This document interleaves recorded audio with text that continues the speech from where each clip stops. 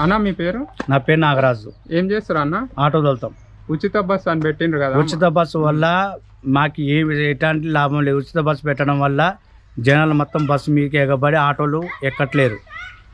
ఆయన పెట్టిన ఉచిత బస్సు ఆ జనాలకు వెళ్ళిపోవట్లేదో రోజు ఆడోళ్ళు జుట్టు పట్టుకొని కొట్టుకోవడం ఆడోళ్ళదే ఎక్కువ ఉంది. అసలు ఎక్కుతురా ఎక్కట్లేరా మా ఆటోలు మాత్రం అసలు ఎక్కట్లేరు. మా జీవనం మాత్రం మొత్తం మా ఉపాధి అనేది కోల్పోయినాం. మాకు 12,000 ఇస్తున్నాడు. ఇంతవరకు ఆయన 12,000 ఇచ్చింది లేదు, చేసింది లేదు.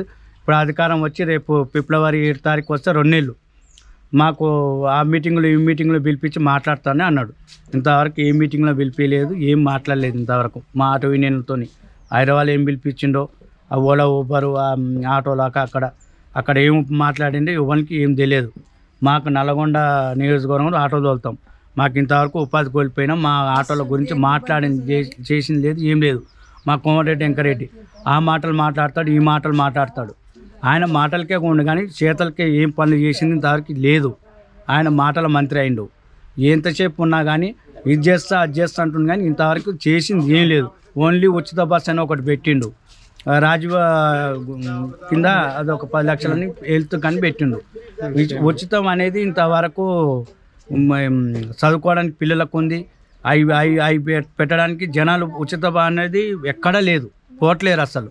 ప్రైవేట్లోనే స్కూల్లో పిల్లలు పోతుర్రు, చదువుకుంటుర్రు, అక్కడనే పోతుంది.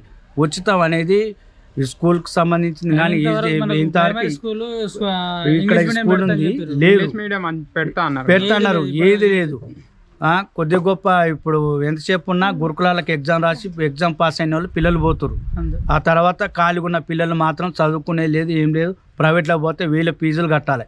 మేము తోలుకునేది ఆటో, కట్టలేకపోతున్నాం. చాలా ఇబ్బంది ఉంది. ఈ మధ్యన ఉచిత గ్యాస్ అన్నాడు, అది అన్నాడు, ఇది అన్నాడు. జనాలకు సిలిండర్ అండి 500 సిలిండర్ అండి ఇంతవరకు లేదు. ఇప్పుడు 1100 దాకా తీసుకుంటారు గ్యాస్కు. అది ఇంతవరకు కాలేదు.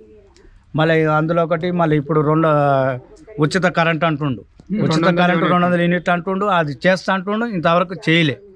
మాటలు చెప్తున్నారు కానీ చేతలు చేస్తలేరు. అసలు గవర్నమెంట్ ఎక్కి 2 నెలలు అవుతుంది.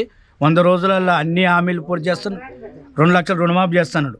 ఇంతవరకు 2 లక్షలు రుణమాఫీ చేసింది లేదు. ఆయన ఎక్కిన డిసెంబర్ 7కే తెల్లారే ఇస్తున్నాడు. రైతు బంధువు ఇంతవరకు రైతు బంధువు వేయలేదు.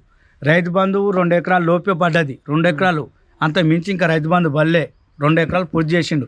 అవి ఇస్తున్నాడు, అవి ఇంతవరకు ఇవ్వలేదు. ఎంతసేపున జనాల మభ్య పెడుతుంది ప్రభుత్వం కానీ ఏది ఇది చేస్తా అది చేస్తా అంటుంది కానీ ఏది చేయట్లేదు. మ్యాక్సిమం ఇప్పటి వరకు చేస్తా అంటున్నారు కానీ ఆ 100 రోజులు పూర్తి చేస్తారా చేయరా అనేది కూడా తెలియదు. మా ఆటోలో మాత్రం నిలువున ముంచారు మమ్మల్ని.